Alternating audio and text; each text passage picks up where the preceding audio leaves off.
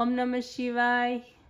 शिव महापुराण कैलास संहिता अध्याय 6 व्यासનું વર્ણન। ઈશ્વર બોલ્યા, આ રીતે એ કમળની રચના કરી, પછી શક્તિ કમળની રચના કરવી, ચતુર્થી વિભક્તિ સહિત અંતમાં નમઃ લગાવીને શક્તિ કમલાય નમઃ વગેરે ઉચ્ચારણપૂર્વક અગ્નેય ક્રતિ ભ્રષ્મ વગેરે મંત્રો દ્વારા વસ્તુઓને ધારણ કરીને નમસ્કાર કરવા।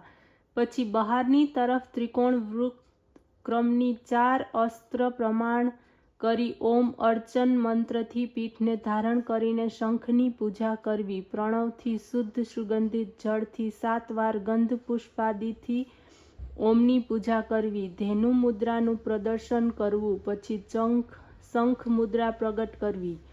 આ રીતે પોતાના આત્માને શુદ્ધ કરવો। પછી 3 પ્રાણાયામ કરવા, ઋષિ વગેરેનું સ્મરણ કરવું। પછી અંગન્યાસ કરી અસ્ત્ર મંત્રથી અગ્નિકોણના કમળનું પ્રોક્ષણ કરવું।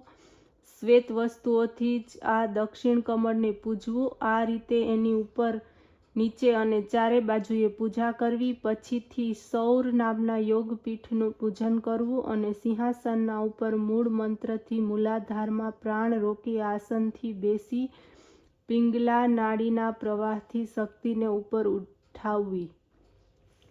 જ્યાં પાર્વતી સહિત ભગવાન શિવ રુદ્રાક્ષની માળા પહેરીને પાસ, ખટવાંગ, કપાલ, અંકુશ, કમલ, શંખ ધારણ કરીને 4 મુખ અને 12 નેત્રોથી શોભિત સ્થિત છે, ત્યારે પ્રકાશ સહિત સૂર્યનું આહ્વાન કરું છું। આમ કહેતા નમઃ લગાવીને એવું આહ્વાન કરવું, મુદ્રાદિક દેખાડવી અને હ, હિ, હુ આ બીજ મંત્રોથી અંગન્યાસ કરી પછી 3 વાર પૂજા કરવી।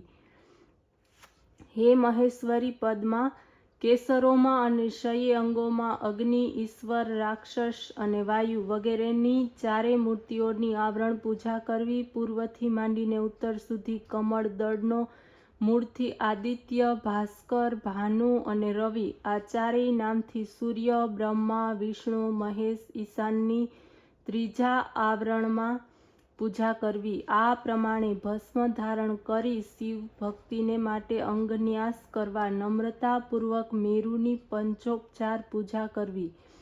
ઓમ શ્રી ગુરુવેય નમઃ એમ કહેતા નમસ્કાર કરવા। આવા પ્રકારના પૂજાના વિધાનોથી યુક્ત થઈ ઓમ બ્રહ્માત્મને નમઃ નામ ક્રમથી ઈશાનાદિનો ન્યાસ કરી પંચકલા ક્રમથી શુદ્ધોજાતની કલ્પના કરવી। બુદ્ધિમાને આ પ્રમાણે પ્રણવન્યાસ કરી પછી પરમાત્માને બાધક હંસન્યાસ કરવા। ઓમ નમઃ શિવાય।